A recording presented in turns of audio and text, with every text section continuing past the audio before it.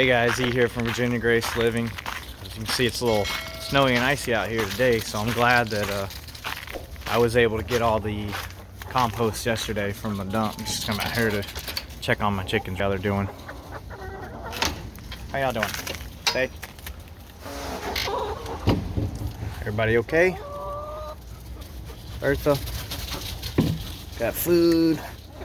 Water's frozen, so I'm going to get them some water real quick.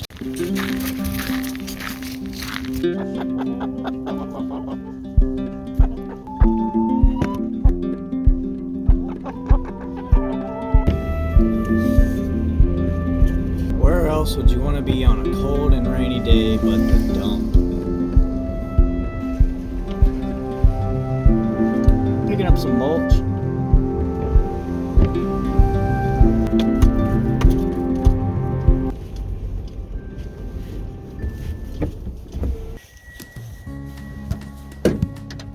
So today I'm going to pick up a free local resource, and that's leaf compost. Our local dump here in Virginia provides this free to us. Be sure to call around to your local areas and see what they have. If you don't have a local dump that does this, try botanical gardens, landscaping businesses, or if you're really ambitious, you can make your own, but this will take about 6 months to a year.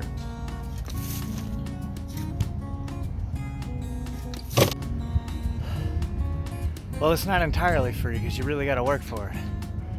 Whew. That'll do for now.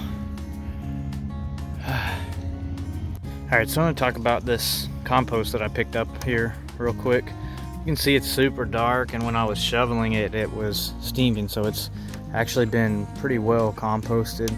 It's just leaf mulch. I'm going to be trying to use this in place of the sphagnum peat moss this year.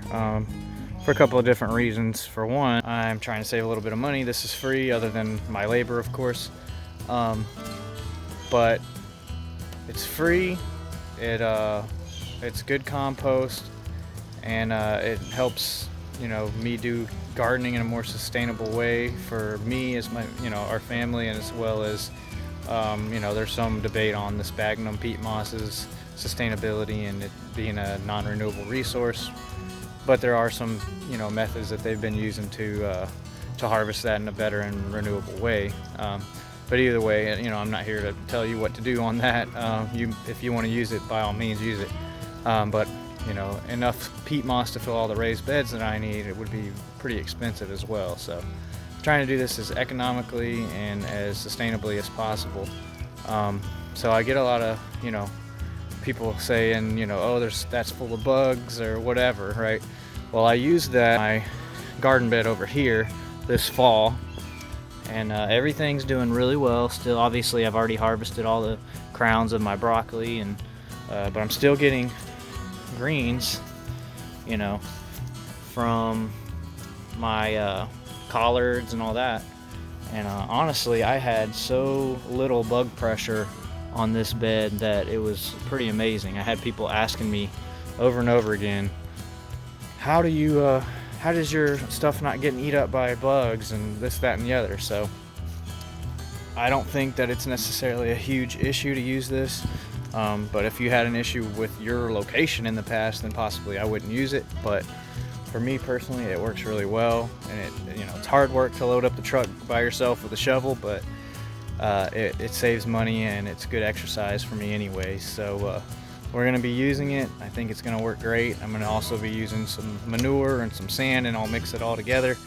So the only thing it's going to cost me is the manure and the sand, and I have a horse farm near me that I get my manure from for I think it's like $10 for a truck bed load or something like that, maybe even less.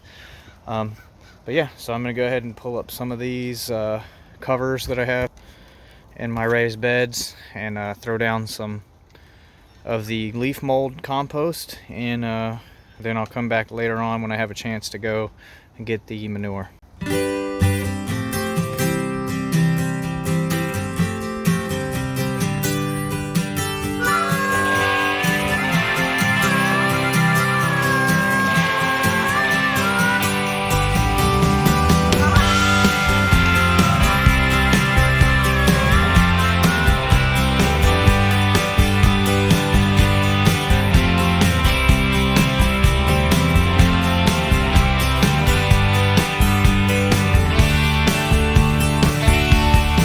Now I got some in here. I'm probably gonna add a little bit more. And then obviously I'm gonna add some other stuff in here and turn it and mix it around, but hopefully that mulch will finish, smothering out all those weeds and grass that I've already, been trying to smother unsuccessfully. So we'll see. If not, it might be a battle with the weeds here soon.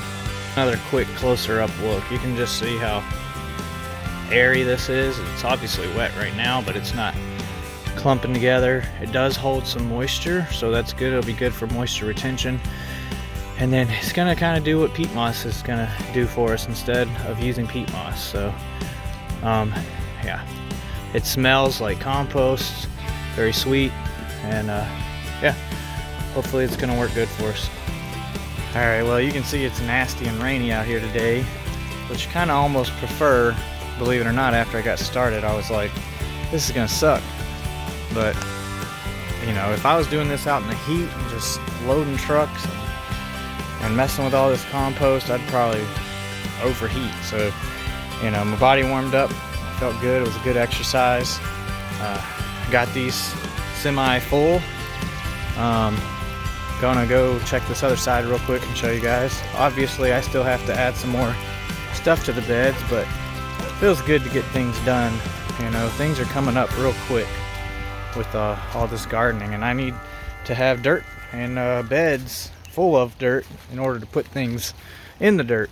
So can't really garden with empty garden beds. But so that's my gardening thing basically for the week. And a quick little greenhouse update. Here's our onions. They're looking pretty good, so they're still growing and coming up. I got some kale popping up here, the blue dwarf curly kale. The scarlet kale is not really doing too much. I mean, I do have a couple of little sprouts. Cabbage looking decent. Unfortunately, I haven't had a lot of sun lately, but lettuce is looking good. Spinach is still growing. The other lettuce right here looks pretty good.